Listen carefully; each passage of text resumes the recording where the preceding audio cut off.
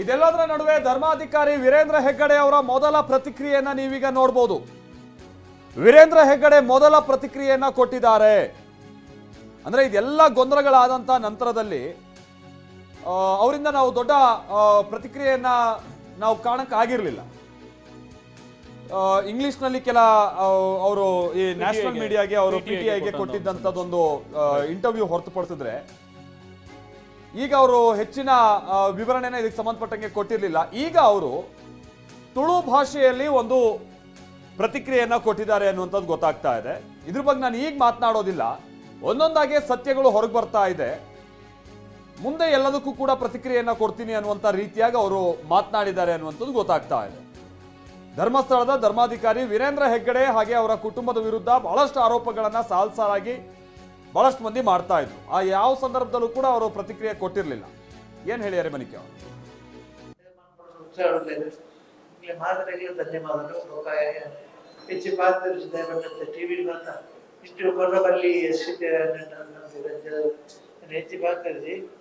ಭಾರಿ ಸಂತೋಷ ಬರ್ತೀನ ಬೆಂಬಲ ಕೊಟ್ಟೆ, ಭಾರಿ ಸಂತೋಷ.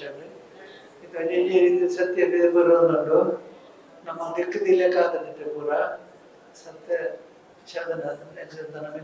ನನಗೆ ಅಭಿಮಾನ ಹೆಪ್ಪಲಿಂಚನೆ ಪಡೆ ಪ್ರೀತಿ ವಿಶ್ವದಿಂಚನೆ ಪಡೆದು ಸ್ವಾಮಿಲೆ ಆ ಆಶೀರ್ವಾದ ಹೆಪ್ಪಲ ಕ್ಷೇತ್ರದ ಇಂಚನೆ ಪಡೆದಂತ ನಿಮ್ಮೆಲ್ಲ ಜನರಿಗೆ ಮಾಡ ನಾಯಕತ್ವ ಮಾದರಿಗಳ ಗೊತ್ತು ಎಲ್ಲರೂ ಜಯಿಸಿದ್ದಾರೆ.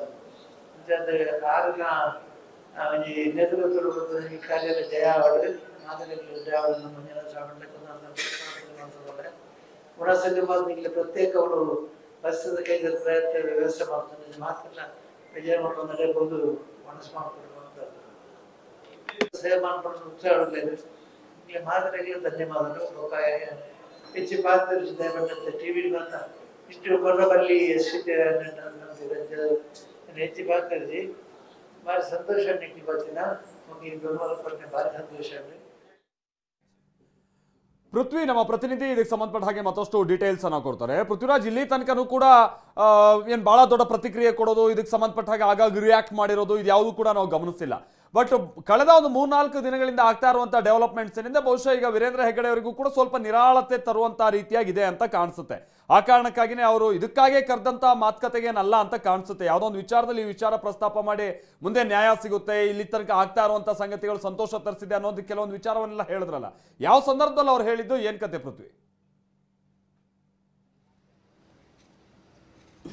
ಮಾಲ್ತೇಶ್, ಸದ್ಯಕ್ಕೆ ಇವತ್ತೇನು ಮಾಸ್ಕ್ ಮ್ಯಾನ್ ಬಂಧನ ಆಯಿತು. ಸೊ ಈ ಒಂದು ಪ್ರಕರಣಕ್ಕೆ ಇದೊಂದು ಅತಿ ದೊಡ್ಡ ಟ್ವಿಸ್ಟ್. ಯಾಕೆ ಅಂತ ಹೇಳಿದರೆ, ಆತ ಹೆಣಗಳನ್ನು ಹೂತಿಟ್ಟಿದ್ದೀನಿ, ತೆಗೆದು ತೋರಿಸ್ತೀನಿ ಅಂತ ಬಂದಂಥವನು ಈಗ ಅರೆಸ್ಟ್ ಆಗಿದ್ದಾನೆ. ಆತ ಹೇಳುವಂತಹ ವಿಚಾರದಲ್ಲೇ ಸುಳ್ಳಿದೆ, ಮತ್ತು ಆತನ ಇದ್ರ ಹಿಂದೆ ಒಂದು ದೊಡ್ಡ ಷಡ್ಯಂತ್ರ ಇದೆ ಅನ್ನೋ ನಿಟ್ಟಿನಲ್ಲಿ ಈಗ SIT ಪೊಲೀಸರು ಆತನನ್ನು ಅರೆಸ್ಟ್ ಮಾಡಿ ತನಿಖೆಯನ್ನು ಮಾಡ್ತಾ ಇರುವಂಥದ್ದು. ಆದರೆ ಎಲ್ಲೋ ಒಂದು ಕಡೆ ನ್ಯಾಯಾಧೀಶರ ಮುಂದೆ ಕೂಡ ಆತ ಹೆಣಗಳನ್ನು ಹೂತಾಕಿ ನಿಜ ಅಂತ ಈಗಲೂ ಕೂಡ ಆತ ಅದೇ ಮಾತನ್ನು ಹೇಳ್ತಾ ಇದ್ದಾನೆ. ಸೊ ಎಲ್ಲ ಈ ಡೆವಲಪ್ಮೆಂಟ್ ಆದಂಥ ಸಂದರ್ಭದಲ್ಲಿ ಈಗ ಸಹಜವಾಗಿಯೇ ಧರ್ಮಸ್ಥಳ ಸುತ್ತಮುತ್ತ ಒಂದು ಸ್ವಲ್ಪ ನಿರಾಳತೆ ಕಾಣ್ತಾ ಇರುವಂಥದ್ದು.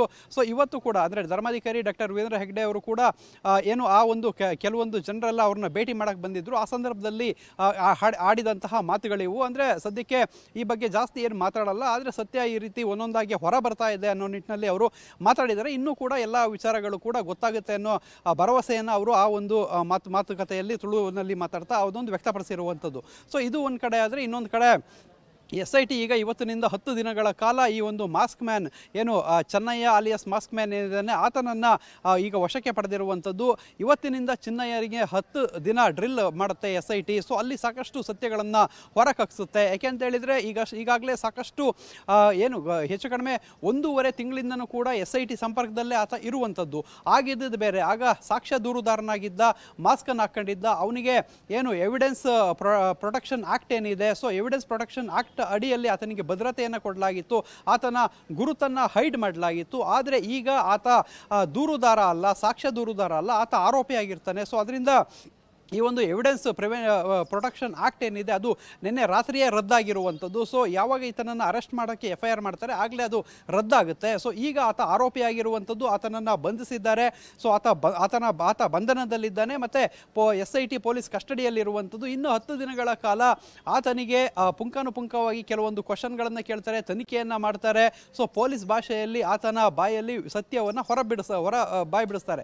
ಸೊ ಇಲ್ಲಿ ಆತ ಸಾಕಷ್ಟು ವಿಚಾರಗಳನ್ನು ಹೊರ ಹೇಳುವಂಥ ಸಾಧ್ಯತೆಗಳಿದೆ. ಸಾಕಷ್ಟು ಜನರ ಹೆಸರುಗಳನ್ನು ಈಗಾಗಲೇ ಹೇಳಿದ್ದಾನೆ ಅನ್ನೋ ಮಾಹಿತಿ ಕೂಡ ಸಿಕ್ಕಿರುವಂಥದ್ದು. ಅದನ್ನ ಇನ್ ಡೀಟೇಲ್ ಆಗಿ ಅವರಿಗೂ ಇವನಿಗೂ ಏನು ಸಂಪರ್ಕ, ಯಾರು ಸಂಪರ್ಕ ಮಾಡಿಕೊಟ್ರು, ಎಲ್ಲಿಂದ ಎಲ್ಲಿಗೆ ಹೋದ್ರು, ಬುರುಡೆನ ತಂದುಕೊಟ್ಟಿದ್ದ್ಯಾರು, ಮತ್ತು ಬುರುಡೆಯ ಕತೆ ಕಟ್ಟಿದ್ದ್ಯಾರು, ಈ ಹಿಂದೆ ಇದ್ದಂತಹ ಮಾಸ್ಟರ್ ಪ್ಲಾನ್ನ ಸೂತ್ರಧಾರ ಯಾರು, ಈ ಎಲ್ಲ ಒಂದು ವಿಚಾರಗಳು ಇನ್ ಡೀಟೇಲ್ ಆಗಿ ತನಿಖೆಯಲ್ಲಿ ಬರುತ್ತೆ. ಅದನ್ನು ಆನ್ ರೆಕಾರ್ಡ್ ಆಗಿ ಅದನ್ನು ತಯಾರು ಮಾಡ್ತಾರೆ. ಅದನ್ನೆಲ್ಲ ಕೋರ್ಟಿಗೆ ನೆಕ್ಸ್ಟ್ ಚಾರ್ಜ್ ಶೀಟ್ ಹಂತದಲ್ಲಿ ಅದನ್ನ ಸಬ್ಮಿಟ್ ಮಾಡಬೇಕಾಗಿರುತ್ತೆ. ಸೊ ಅದಕ್ಕೋಸ್ಕರ ಎಲ್ಲವನ್ನು ಕೂಡ ಈಗ ಎಲ್ಲೂ ಕೂಡ ಈ ಒಂದು ತನಿಖೆಯಲ್ಲಿ ಯಾವುದು ಕೂಡ ಲ್ಯಾಪ್ಸ್ ಆಗದಂತೆ ಮಾಡಬೇಕು ಅನ್ನೋ ನಿಟ್ಟಿನಲ್ಲಿ 10 ದಿನಗಳ ಕಾಲ ಈ ಒಂದು ಯಾರು ಮಾಸ್ಕ್ ಮ್ಯಾನ್ ಏನಿದ್ದ ಚಿನ್ನಯ್ಯ ಆತನನ್ನು ಈಗ ತಮ್ಮ ಕಸ್ಟಡಿಗೆ ಪಡೆದಿರುವಂಥದ್ದು. ಈಗ ತನಿಖೆ ಆರಂಭವಾಗಿದೆ. ತನಿಖೆಯ ಆರಂಭ ಹಂತದಲ್ಲೇ ಈತನ ಅಣ್ಣನಿಗೆ ಶಾಕ್ ಕೊಟ್ಟಿದ್ದಾರೆ. ಏನು ಈತನನ್ನು ವಶಕ್ಕೆ ಯಾವಾಗ ಈತ ಅರೆಸ್ಟ್ ಆದ ಬೆನ್ನಲ್ಲೇ ಈತ ಅಣ್ಣ ತಾನಾಸಿಯನ್ನು ಕೂಡ SIT ಪೊಲೀಸರು ತಮ್ಮ ವಶಕ್ಕೆ ಪಡೆದು ಸಾಕಷ್ಟು ವಿಚಾರಣೆಯನ್ನು ನಡೆಸ್ತಾ ಇದ್ದಾರೆ. ಏನು ಈತ ಬುರುಡೆಯನ್ನು ತಂದುಕೊಟ್ಟಂತಹ ಸಂದರ್ಭದಲ್ಲಿ ಈತನಿಗೆ ಅಲ್ಲಿಂದ ಇಲ್ಲಿವರೆಗೂ ಒಂದು 2 ಲಕ್ಷ ರೂಪಾಯಿ ಅಮೌಂಟನ್ನು ಕೊಡಲಾಗಿತ್ತು ಅಂತ ಹೇಳಿ ಆತನೇ ಏನು SIT ಪೊಲೀಸರ ಮುಂದೆ ಬಾಯ್ಬಿಟ್ಟಿದ್ದ. ಅದರಲ್ಲಿ ಸ್ವಲ್ಪ ಹಣವನ್ನು ಆತ ಅಣ್ಣನಿಗೆ ಕೊಟ್ಟಿದ್ದೇನೆ ಅಂತ ಹೇಳೋ ಕೆಲವೊಂದು ವಿಚಾರಗಳನ್ನು ಅವ್ರ ಹತ್ರ ಹೇಳಿದ್ದ. ಅದು ನಿಜನ ಸುಳ್ಳು ಅಂತ ಹೇಳಿ ಕೇಳೋದಕ್ಕೆ ಇವಾಗ ತಾನಾಸಿಯನ್ನು SIT ಪೊಲೀಸರು ಕರೆದಿದ್ದಾರೆ.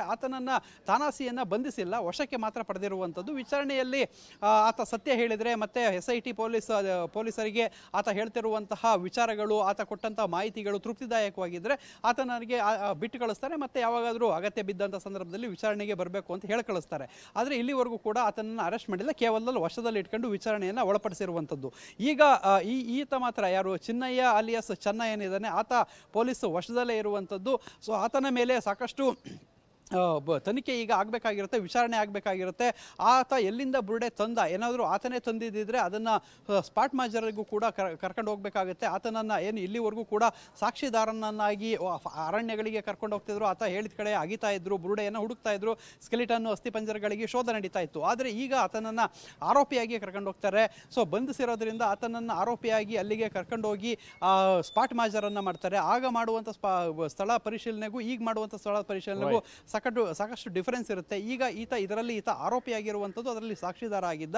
ಸದ್ಯಕ್ಕೆ ಇವತ್ತಿನಿಂದ 10 ದಿನಗಳ ಕಾಲ ಈ ವಿಚಾರಣೆ ಹಂತದಲ್ಲಿ ಯಾರ್ಯಾರ ಹೆಸರು ಬರುತ್ತೆ, ಯಾರ್ಯಾರ ಕಡೆ ಕೈ ತೋರಿಸ್ತಾನೆ ಅನ್ನೋದನ್ನ ಕಾದು ನೋಡಬೇಕಾಗಿದೆ. Thank you Prithviraj. ಇನ್ನೂ ಈತ ಬೇರೆಯವರ ಹೆಸರುಗಳನ್ನ ಹೇಳಿದ್ರೆ ಅವ್ರನ್ನೂ ಕೂಡ ವಿಚಾರಣೆಗೆ ಒಳಪಡಿಸುವಂತ ಎಲ್ಲಾ ಸಾಧ್ಯತೆಗಳು ಈಗ ಕಂಡು ಬರ್ತಾ ಇವೆ.